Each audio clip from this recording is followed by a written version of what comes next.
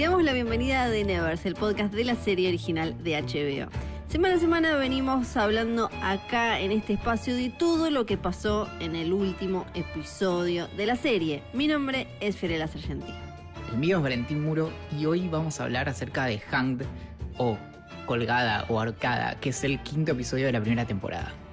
Y acá es donde nos quejamos de que en el idioma español tenés que ponerle género a todo, entonces hace que todo sea menos ambiguo y divertido, porque en general estas palabras en inglés pueden aplicarse a un montón de situaciones y personajes en la historia, ¿o no? Y es todo un desafío para hacer tantos subtítulos como ponerle los títulos a los episodios, porque nuevamente muchas veces en realidad estás básicamente spoileando un episodio solo con el título. Exacto, acá, bueno, pasa un montón, sí, es verdad, pasa un montón. Es una historia muy entretenida, el tema de los subtítulos y cómo se les ponen las cosas en otros idiomas, quién toma la decisión, cómo. Y bueno, en este caso creo que también tenemos obviamente lo más lineal y descriptivo, que es la situación de Malady y lo que le va a pasar. Pero después, por otro lado, también habla de, en general, todos los personajes y la situación en la que se encuentran, que están bastante con la soga al cuello, no de manera literal, pero no como, bueno, ya está. O sea, lo que veníamos haciendo con tiempo, manejando de determinada manera, ahora ya está, se pudrió, hay que meterle. Bueno, hay varias cosas. Primero, con eso de los subtítulos está lo de justamente a veces cuando tenés no solo subtítulos, sino los que son como closed caption, que son para como asistencia, o sea, que se pueden usar para acompañar la imagen y que en cierto sentido te van explicando lo que estás viendo. Muchas veces cuando ponen quién habla, tienen que indicar, por ejemplo, a veces alguien que todavía no sabes quién es. Entonces claro, ya te adelanta el nombre de un personaje que todavía no fue introducido.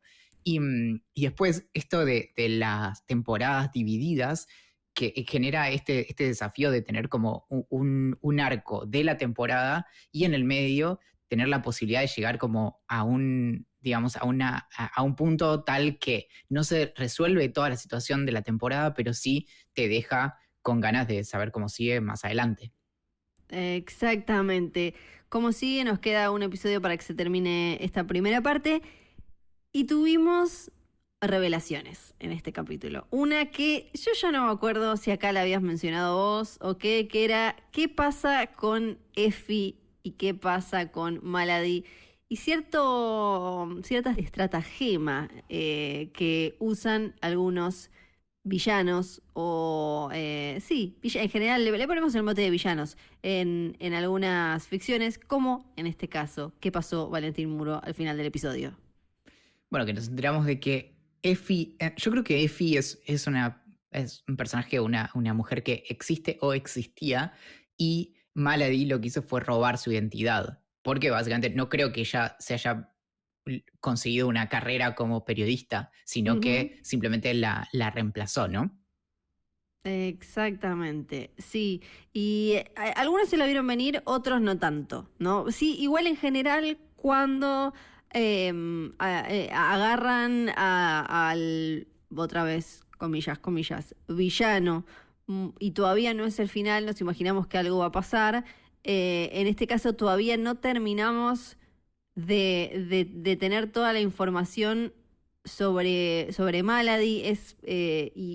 Yo insisto, y acá voy a estar como la persona de mente con una campana subida a una caja de cartón en una esquina gritando, pero yo creo que Malady y su historia y lo que quiere y demás, como pudimos ver un poquito, va a tener mucho que ver con las respuestas que en algún momento vamos a tener que tener sobre Amalia. Entonces, sus intenciones, sus motivaciones finales, creo que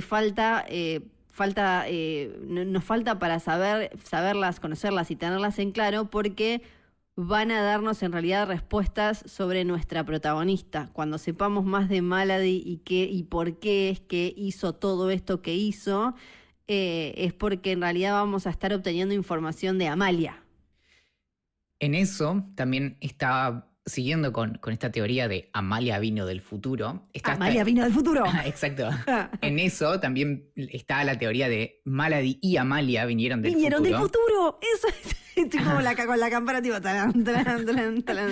Y Sí. cuando llegan, escucha, cuando llegan, ambas obviamente dicen como, hola, venimos del futuro. Che, ¿qué Entonces, hacemos? claro, Sí. las encierran en el manicomio, en el asilo, y de alguna manera Amalia se termina enganchando con Horacio y Malady no. Y Malady, digamos, es quien termina, se mantiene encerrada. Y eso, de algún modo, esta teoría implicaría esto de básicamente cómo Amalia la termina como abandonando a Malady, mientras ella, bueno, sigue como su vida luego trabajando en el orfanato o lo que sea, y con, digamos, su relación con Horacio y demás para explorar ahí, y de ahí viene toda la cuestión del abandono, pero igual, bueno, eso obviamente no resuelve todos los problemas, pero No, es pero... algo que se Ujú. maneja.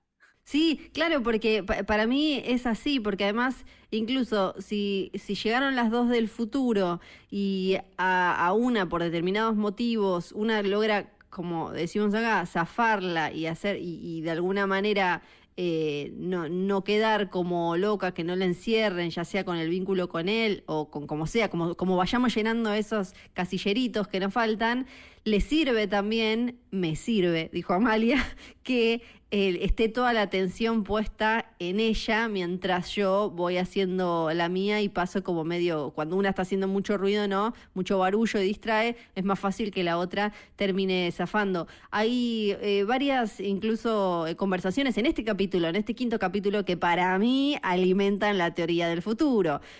Para empezar, la conversación entre todo como altísimas temperaturas en este capítulo, entre Amalia y Horacio, altísimas temperaturas, muy buenos momentos entre ellos dos, que al principio, que unos episodios atrás parecía como que no, viste que esa cosa ya, esa llama ya se había apagado. Pero todavía quedaba ahí como para tirar. Es como quien llega tarde a un asado y le dice, no, ya mira, no hay más brasa. Y dice, no, mira, acá queda un poquito. Y tira un chori. Y se lo puede hacer y se lo puede comer igual, aunque haya llegado a las 2 de la mañana. Esto hablando en un mundo sin distanciamiento y todo eso. La serie claramente igual teníamos muy buenos motivos para pensar justamente que estábamos como que ya solamente quedaban las brasas, porque lo que estamos notando también es que suceden muchas cosas entre episodios, como fuera de Sí, cámara, claro. y entonces Ujú. ahí, de hecho, era bastante más como insinuada la relación. Recordemos nuevamente a Horacio curando las heridas, la primera vez que lo vemos Sí. curando a Amalia, y ahí es como un toque cariñoso pero distante, digamos. Sí. La cuestión esta de yo soy tu error, vos como que vivís todo esto con pena, soy esa cosa que hiciste o que haces cada tanto y te da vergüenza. Acá al principio del episodio podemos entender que ya pasaron semanas mínimo, porque cuando arranca el capítulo y se dice, bueno, estuvimos semanas debatiendo en el juicio y decidimos esto. Pero bueno, la cuestión del futuro. En una de las conversaciones sexuales con Horacio, aparecen ahí algunos datitos que a mí me hicieron pensar, me hicieron pensar más todavía en eso. Y después Amalia con Penance, cuando Amalia dice el futuro del mundo depende de lo que estoy haciendo, y Penance le dice el futuro del mundo depende del presente. ¿No es por eso que vos estás acá? Tan, tan. Tanananan. Y después también que me parece que va a ser que si esto se confirma, va a ser como una cosita simpática que vamos a entender al final, que es que Amalia siempre le da apenas el nombre de las cosas que ella inventa, que es el nombre real que nosotros conocemos. Penance, hay como medio un chiste, siempre le pone nombres totalmente ridículos a los objetos que inventa, que son objetos que nosotros conocemos en nuestra realidad. Y Amalia siempre le dice, inventaste el amplificador. Y ella le dice, no, inventé el sonormasotrópico, una cosa así. Y si nos fijamos, Amalia siempre le da el nombre correcto. Claro, ahí esa es la pregunta, ¿no? Como que si apareciera de repente, como hace 140, 130 años más o menos. Primero, bueno, ya lo hablamos esto, ¿no? ¿Cómo demostrarías que sos del futuro? vos, no, Sí. no te digo una persona X, porque lo primero que pensás es como, no, claro, demostraría cosas.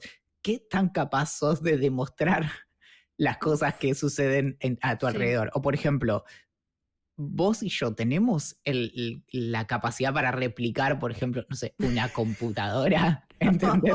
No. Yo creo que simplemente dirían, claro, que estamos como que perdimos la cabeza porque justamente, o sea, una cosa es haber tenido la experiencia de haber vivido en esta era maravillosa y otra cosa muy distinta es poder replicarlo sin Yo decir como, claro.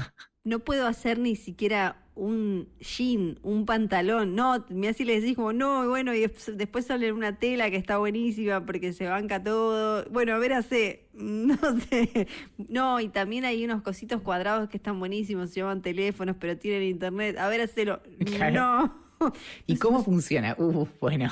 Claro, estoy pensando una sola cosa que puedas hacer. Seguramente hay alguna cosa así Sí. muy sencilla como no sé, de medicina que sabemos que en ese momento no se sabía, cosas así, pero Claro, lo más después, fácil debe ser, pero te van a decir brujo o algo así, ¿no? Aún en esta época porque sí, me imagino como, che, no hagas eso porque te va a hacer mal y alguien lo hace y le hace mal, pero quizás ahí también te terminan diciendo, igual no, bueno, en esta época ya confiaban más ya confiaban en la medicina y en la tecnología. o si no, el clásico, como no, bueno, te adelantás algo que va a pasar. Pero ¿Qué, tenés que qué- esperar. no, ¿y qué tan claro Toca tenés, una por parte ejemplo, si aburrida. vos tuvieras que decir exactamente algo que No. sucedió entonces en el año 1900 clavado? No, porque aparte le tiras como, va a pasar esto y pasan 5 años y vos lo habías calculado mal. No. Claro. Ese es el problema de Sí. las predicciones, que decís como no, de acá a tantos años y bueno, te necesitas más puntería. Sí. Bueno, algo que me llama la atención de esos primeros, esa primera situación, que es como las distintas secuencias mezcladas con Malady que va a ser ahorcada y demás. Primero, bueno, después vamos a hablar acerca de qué relación tenía el Reino Unido con colgar gente en ese momento, pero está esta cuestión de que ahora ya sabemos que Effie Boyle en este momento de hecho ya era Malady. Era Malady. Ahora, no es notable, digamos, lo talentosa de Malady, porque escribe de una manera muy, a lo sumo, si no convincente, muy elocuente. Entonces, digamos, vos pensás esa persona que se muestra así como completamente fuera de sí, y por otro lado te da esa idea de no ser una especie de estos como de personajes que son como genios no comprendidos. Porque, digamos, una cosa es hacerte pasar por alguien con maquillaje y otra cosa es escribiendo en un Sí. diario. De Malady tengo muchas preguntas. Tengo muchas preguntas de Malady. Y supongo que en el capítulo que viene vendrá la parte un poco más de una mínima explicación, viste que algo como que se suele hacer como un cachito al principio del capítulo, o más o menos, esto es algo que me imagino, que puede haber un poco cómo es que Malady logró hacer esto, que quizás es una frase a veces, ¿no? Es como, ni siquiera se detiene mucho el episodio a hablar de eso, simplemente mencionarlo de alguna manera. Y además este capítulo, si bien nos dio revelaciones grandes, obvio, como la de Malady se estaba haciendo pasar o estaba haciendo Effie Boyle, la periodista, y no era la que estaba ahí, pero también nos mostró cómo la mayoría de los personajes está muy en una y están muy confundidos todos, están tratando de acomodarse, ¿no? Tenemos desde la escena al principio del capítulo donde están estos Illuminati, estos señores que manejan todo, hablando un poco de que para dónde ir, no están del todo de acuerdo con esto de que lo de Malady sea un linchamiento público, un castigo público, una muerte de esa manera. Y tienen como ahí sus propias grietas y sus propias desconfianzas de, pero bueno, ¿y vos? ¿Y dónde estaba tú? ¿Y vos qué hacías acá? ¿No? Y a ver, tratando de medir qué sería peor, porque bueno, lo de Mary salió mal porque al final terminó yendo más gente todavía al orfanato sumándose a Amalia y a Penance, pero entonces después como, no, pero hubieran sido más todavía si la tenían a Mary, que era como un faro que atraía y llamaba, como que en ninguno de los bandos, y como vemos obviamente también cerca del final entre Amalia y Penance, ninguno de los grupos está bien armado para el próximo capítulo. No, y en eso, bueno, también está esto de, bueno, justamente vos mencionaste los Illuminati, es una historia muy interesante porque en realidad históricamente es un grupo que existió durante muy pocos años y de hecho finalmente fueron perseguidos y liquidados. Después tenemos como todas las historias conspirativas en torno a que los siguieron estando, pero una de las cosas a las que se oponían los Illuminati era justamente a los abusos del Estado, de el poder de los estados sobre la ciudadanía y la circulación de las ideas y demás. Entonces en eso, estos Illuminati sería medio raro que estuvieran como, digamos, tratando de aplacar esto. A lo sumo, en cierto sentido, o tratarían de comprenderlo, o incluso podemos pensar que podrían haberlo defendido. Y en eso justamente mencionan dos leyes. Una es la ley de certificación, que lo vemos aparecer en un momento en la comisaría, que es básicamente la ley que obliga a las personas a las personas que son touched a que certifiquen su cualidad de ser touched. Y la otra es la ley de la insignia azul, que obliga a estas personas a que en espacios públicos se identifiquen como tales, como personas que tienen alguna capacidad sobrehumana o lo que sea.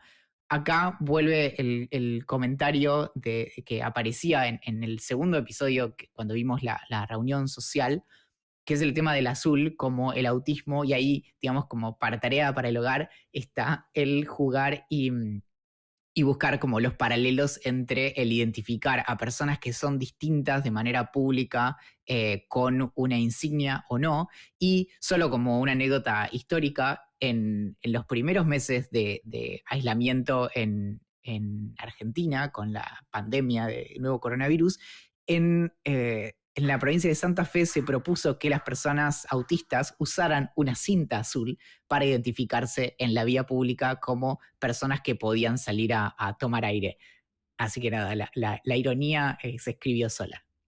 Es verdad, sí, claro. Bueno, es como que constantemente, y a veces viene desde buenas intenciones y la Sí, ignorancia, absolutamente, ¿no? Es claro. como eso, como de, no, bueno, de alguna manera destaca esto que es parte de tu identidad o de quién sos y para no tener que cumplir con esto o para que estés más tranquilo con esto y al final, históricamente, como decías, quedó comprobado que nunca sale bien eso. Claro, y es el problema este de identificar para proteger, pero al mismo tiempo lo volvés un objetivo y Claro. generás la diferencia. Entonces, bueno, ¿cuál es la manera correcta de hacer esto? Acá, obviamente, en el caso de Nevers, está claro que también es una forma de algún modo también poder controlar, justamente, por un lado certificar y por otro lado saber en dónde están esas personas. Y está esto que tampoco es menor, que no sé si me lo perdí o si realmente hasta ahora no sabemos del todo o no fue del todo explicitado quién se responsabiliza por la muerte de Mary. Y yo entiendo que entiendo que como que desde lo legal quedó ahí medio en un vacío y que también entiendo que o se lo machacaron también de alguna manera a las acciones de Malady. Para mí, desde el papeleo se lo pueden haber machacado a Malady, pero entendemos que fueron estos Illuminati que fueron los que ya está Massen y los suyos, ya de alguna manera lo aceptan completamente. Y también lo que entiendo es como que a la gente no le interesa realmente, como que la historia de Mary pasó ahí como bueno, una cosa más, una muerte más, que no es una preocupación cómo están las personas touch, qué les pasa, si fueron asesinadas o no. Me parece como que también se hace mucho hincapié en eso en este capítulo, ¿no?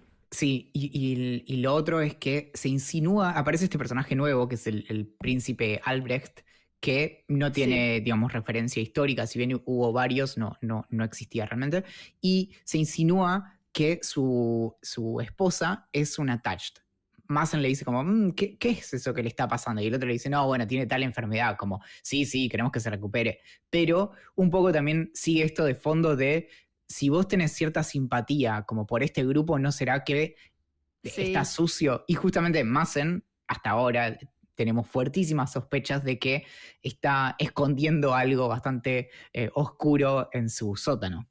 Es algo que aparece también todo el tiempo, ¿no? En la historia, en cualquier caso o momento extremo o de violencia creciente en la historia de la humanidad, esta cosa de tener cómo se van polarizando las posturas para no quedar como o tibio o no quedar como que uno está siendo cómplice del otro lado. Entonces, como entre todos de golpe vamos llevando cada vez las cosas más a un extremo y se van corriendo como los ejes de los valores, y en este caso eso, ¿no? Como en este mismo grupo de tipos que uno pensaría que la tienen como súper controlada, que entre ellos no se van, que ellos son los que deciden, que ellos incluso entre ellos, si uno toma una postura, una vez que uno tomó, esto se ve también en His Dark Materials, haciendo crossover de podcast, en la segunda temporada sobre todo, cuando uno en una mesa así, ¿no? Toma una postura muy extrema, de mucha dureza, frente a la otra, frente a quien se quiere combatir de alguna manera ideológicamente o físicamente, quienes están en esa mesa, el que automáticamente, el que tome una posición un poco más de conciliación, ¿no? de diálogo, va a quedar como débil. Y es algo que incluso hoy está pasando mucho en todo el mundo con las posturas más extremas de derecha y lo que se considera de izquierda. Se va corriendo cada vez más para un lado, entonces eso hace que se corran todos los valores y que de golpe a veces hablar de derechos humanos es como, extrema izquierda, y es porque se corrió mucho todo para el otro lado, pero esto debería ser algo debería estar en el centro, ¿no? Es como algo que aparece constantemente, y acá en esta escenita, con pocas palabras entre estos señores que toman las decisiones, también apareció. Claro, y allí también es entender, incluso extendiendo ese paralelo que vos marcás, es que cuando se establecen mecanismos de persecución a cierto tipo, cierto grupo de personas, esos mismos mecanismos, el problema está también en los mecanismos. Una vez que los estableces, se pueden apuntar para donde quieres. Entonces, la pregunta es, una vez que perseguimos como a este grupo, en este caso a las personas touched, ¿a quién vamos a perseguir después? Por eso el problema es, bueno, no tenemos que tener mecanismos de persecución estatales en general. Buena onda, buena idea. Nota para el mundo. No tener y listo. Ya te ahorras el problema. Y ahí aplica algo que a mí siempre me sirve para pensar si algo es bueno o malo. Digo, bueno, esto es bueno en las manos de los buenos y no en las manos de los malos. ¿Qué tan malo sería en manos de los malos? Entonces ahí hay cosas que serían tan malas en las manos de los malos que decís, bueno, mejor ni tenerlo en absoluto.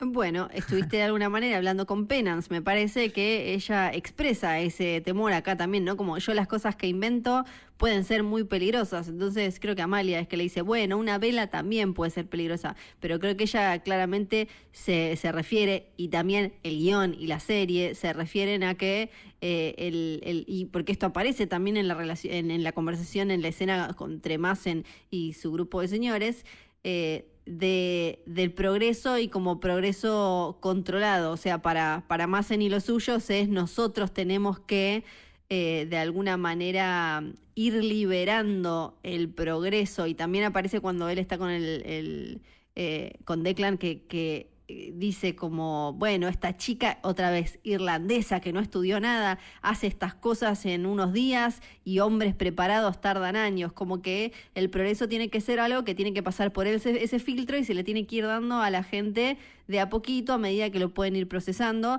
Entonces, por un lado tenés esa postura, la de Penance, que es: estoy liberando todas estas cosas increíbles que, usadas para el bien, pueden mejorarle la vida a un montón de personas, pero también si alguien agarra esto y quiere, no sé, hacer un agujero y romperle la casa al otro o usarlo contra una persona, es tremendo. Y es una pregunta que aparece, o debería aparecer, y ahí hay un debate, en la cabeza de cualquier científico o inventor, No, para no caer en el síndrome del científico loco y de creerse Dios y todo eso. Es básicamente la discusión que se dio en torno a desarrollar no la energía nuclear, sino justamente las armas nucleares y la culpa que sintieron un montón de personas que desarrollando algo no directamente vinculado a lo armamentístico habilitó esa exploración. Y a veces el problema es que el límite es muy difuso y básicamente no puedes avanzar en una dirección sin estar también sirviendo como a otros fines.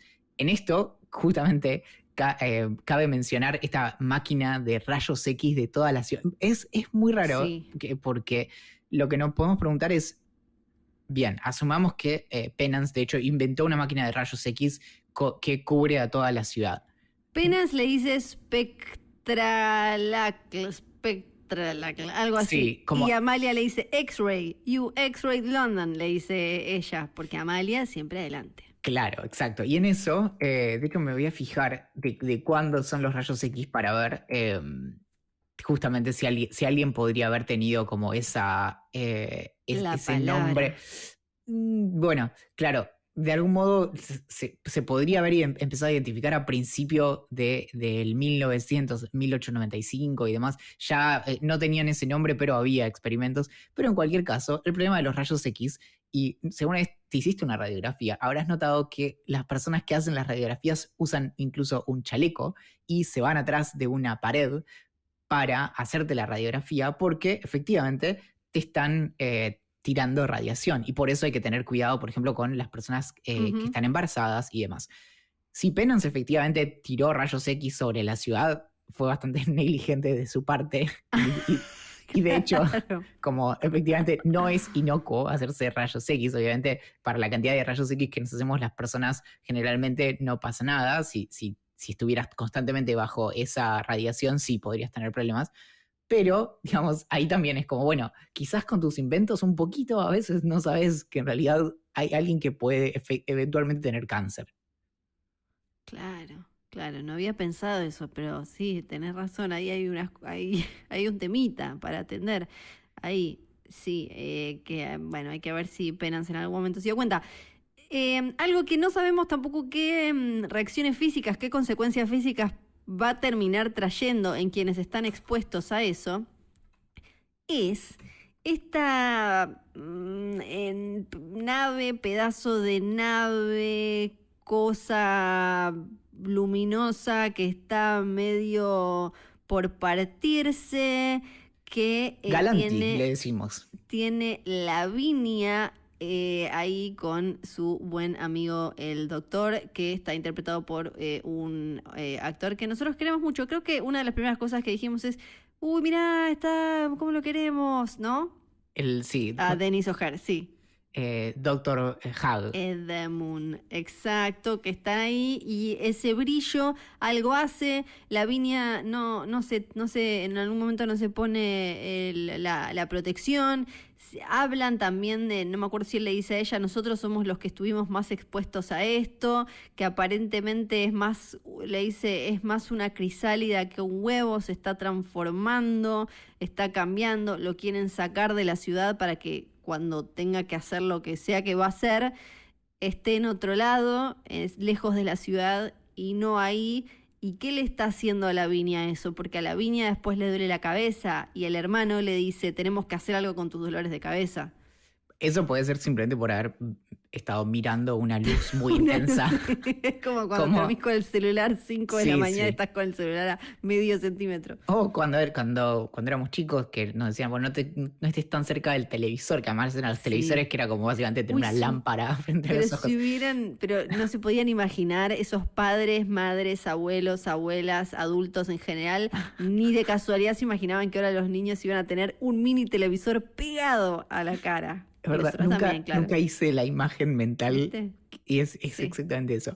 Pero bueno, tenemos que hablar de Galanti, que asumo que a muchas de las personas que están escuchando esto les habrá parecido lo mismo, como, pero ¿por qué todo el mundo habla de una palabra con tanta naturalidad, hasta bien entrado el episodio, como si fuera algo que tenés que saber? Decís como, che, pero se me pasó esto. Bueno, sí. no sabemos.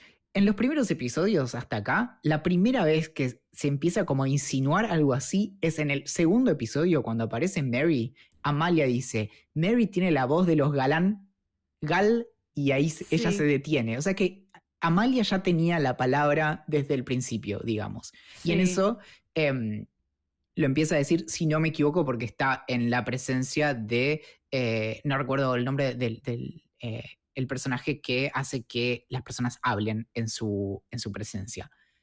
Galanti es una palabra compuesta que es plural de galantus, que galantus es el género o la familia de una flor que es la campanilla de invierno y viene de dos palabras del griego antiguo, gala, leche, y antos, flor. Entonces podríamos pensar algo así como flores blancas en ese sentido. Y incluso en inglés la galantus, la flor, la campanilla de invierno, se llama snowdrop, como copos de nieve. Que caen.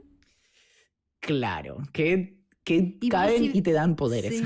Y sí, es lo que hace la nieve, claramente. Y si vamos a la imagen de cuando vemos esta especie de nave u objeto que vuela y va tirando esos brillitos que caen y que después terminaron dando poderes a las personas Touched, tiene como un diseño medio que parece como orgánico de la naturaleza, una cosa así, ¿no? Hay como una belleza medio de flor ahí.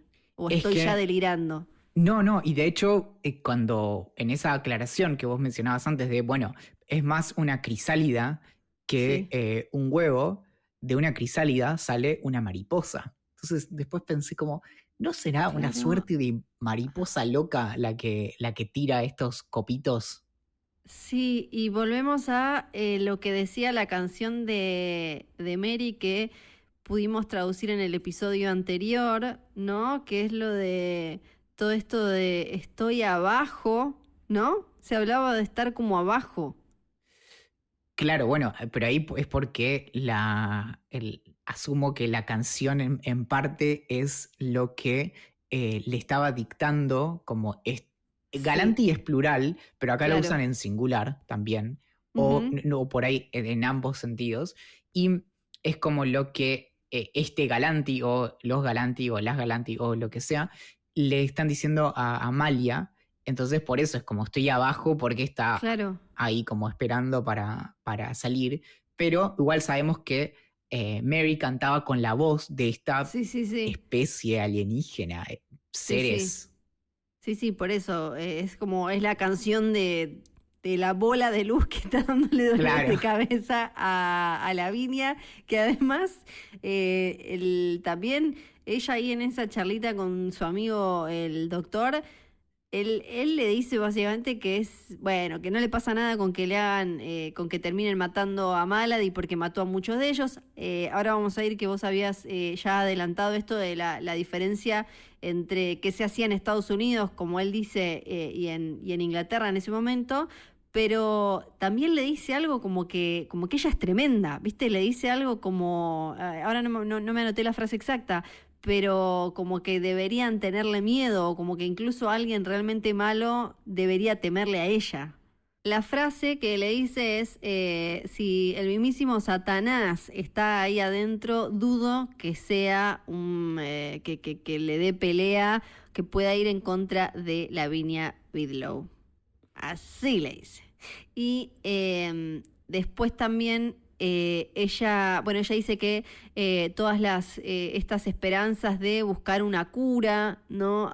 Ahora como más o menos entendemos que ella quería buscar una cura. ¿Será que lo que no sabemos es a ella le pasó algo o es por el hermano y al final sabe lo del hermano, o hay algo que ella no estuvo mostrando que tiene que ver con la silla, con los dolores de cabeza? No sabemos. Le dice, era infantil tratar de buscar una cura, ahora esto es un peligro. Esto es peligroso, estamos en riesgo, nos quiere destruir. Y él le dice, si ya perdimos la esperanza, ya nos destruyó. En eso, cura puede ser un metafórico y no como sentido literal. Sí. En el sentido de quizás esto de básicamente la cura a esta situación, como no, digamos, de deshacer esta cuestión de que haya personas que tienen como básicamente revertir todo lo que se vivió los últimos 3 años con personas Ujú. con ciertas habilidades como particulares. Esa podría ser como la cura a la que se refiere.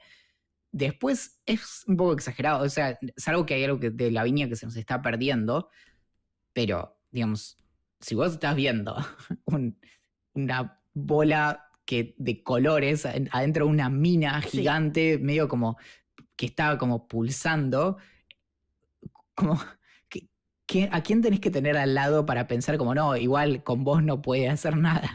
Sí, sí, es eso.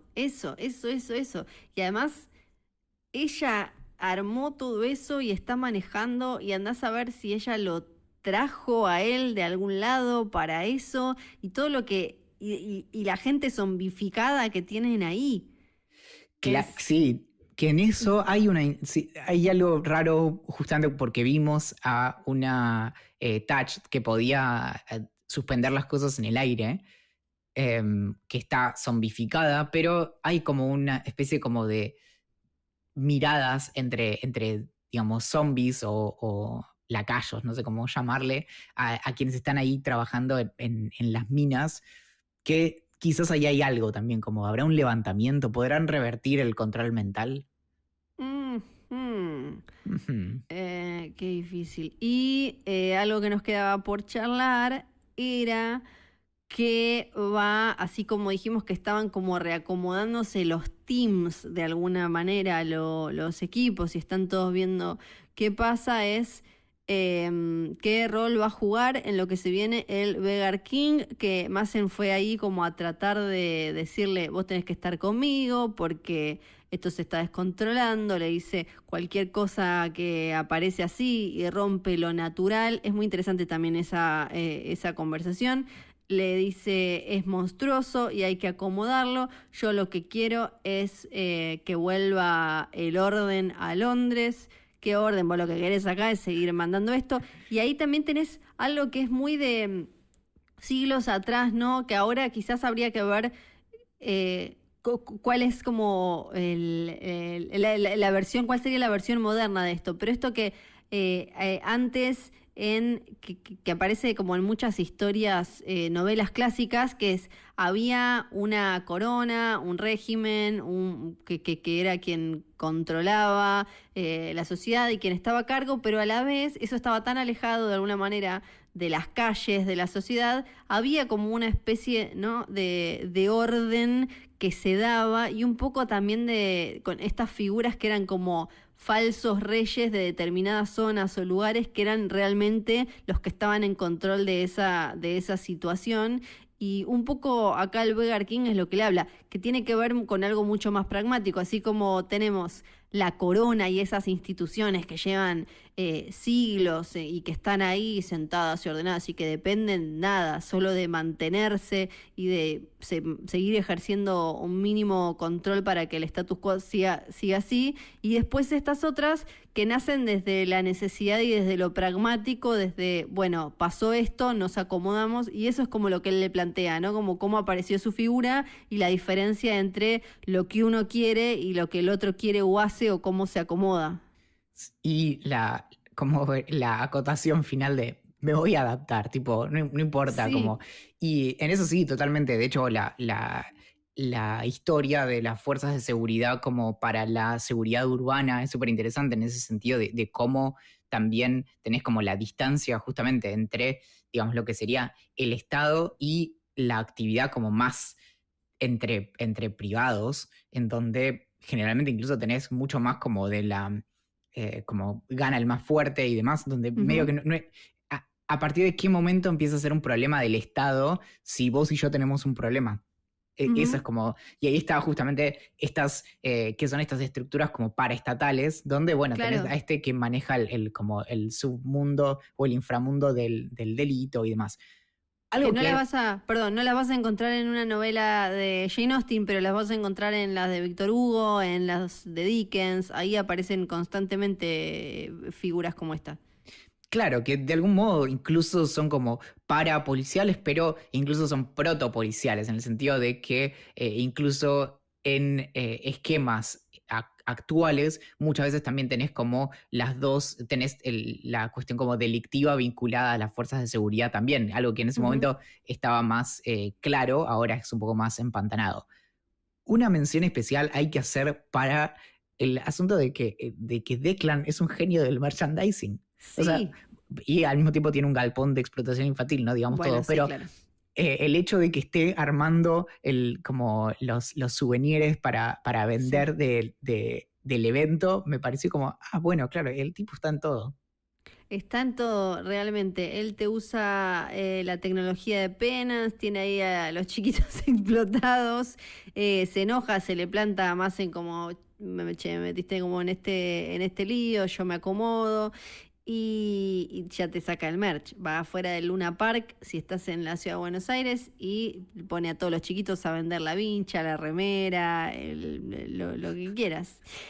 Para cerrar, algo que los capítulos anteriores venían ahí plantando o alimentando de a poquito, eran estas diferencias entre Amalia y Penance con respecto a alguna, bueno, yo haría esto así, yo haría esto asá. Ahora, de golpe, en este episodio hubo ya directamente una plantada y planes diferentes. ¿Y con quién te quedás? ¿A quién querés más? ¿A Sí. mamá o mamá?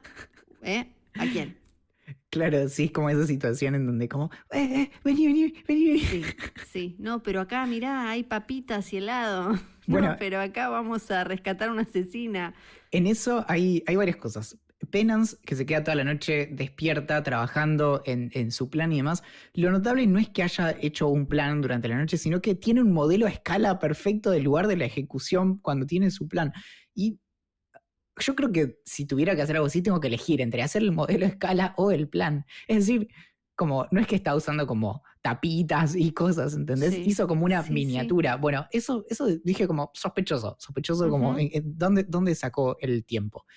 Y en eso, algo que también me parece notable es que no vimos qué pasó con Amalia. O sea, vimos No. cómo ejecuta Penance todo su plan y demás, pero en paralelo estaba sucediendo lo de Amalia, que Sí. fueron justamente a buscar a estos Galanti o a este Galanti y no sé. No sé, o estuvo ahí haciendo, estuvo entretenida. Para mí estuvo entretenida. Y en Seguro. esto está también esto de Penance, que cuando se preocupan acerca de si esto puede generar algún problema, está esto que le dicen a Penance, los Galanti van a conocer tus intenciones al igual que yo. Y eso también es como son como unos seres que evidentemente tienen un nivel como de empatía también, porque algo de lo que sucede entonces les importa en ese sentido. Sí. Ya venía, ¿no? También como esto de mostrarnos la serie que en el orfanato había diferentes posturas y bueno, en este capítulo ya también cuando arranca y la presencia otra vez de los títulos, de los diarios y de que cada una tiene su opinión y no son un ejército y hay como en esa empatía y en esa sensibilidad hay diferencias. ¿Vos en qué equipo te hubieras puesto? Qué difícil. Yo ya recé igual el mío. No, yo creo que con Penance. Creo que me ganó como creo que principalmente porque le hace la contra como a la líder. Y es como, no, bueno, Sí. yo ahí ¿Sabes que como yo que... me imaginaba que vos ibas a ir con Penance y yo voy con Amalia? Claro, Amalia es Yo voy con como Amalia. sabés que seguro vence y demás. Pero acá dije, Sí. bueno, no sé, me pareció bien que pudieran jugar un rato sin ese liderazgo. Tengo algunas observaciones últimas acerca Observaciones. del episodio antes del tema final de Malady. Ujú. Primero está esto de que cuando están en la comisaría hablando Hugo y Frank Mundi, mencionan las huellas digitales y Hugo dice algo así como, estas personas son únicas como, ¿cómo le dicen? Las huellas digitales. Bueno, las huellas digitales son algo que se descubrió o se empezó no es que se descubrió, sino que se empezó a utilizar de forma práctica en 1880 y recién por un cirujano escocés en Tokio, escribió acerca de cómo se podrían usar las huellas digitales para identificar personas, y recién en 1886 es que la Policía Metropolitana de Londres lo consideró, pero dejó de lado la idea. Ahora, ¿sabes dónde se empezaron a usar por primera vez en el mundo las huellas digitales? ¿Dónde, Valentín Muro? En Buenos Aires, en Argentina. Ah, En 1892, Francis Galton, que es un primo lejano de Darwin, publicó una obra en donde argumentaba a favor de la utilidad de esto, y ese mismo año Juan Bucetich, un jefe de policía argentino, creó el primer método para registrar huellas digitales en un archivo. no te puedo creer.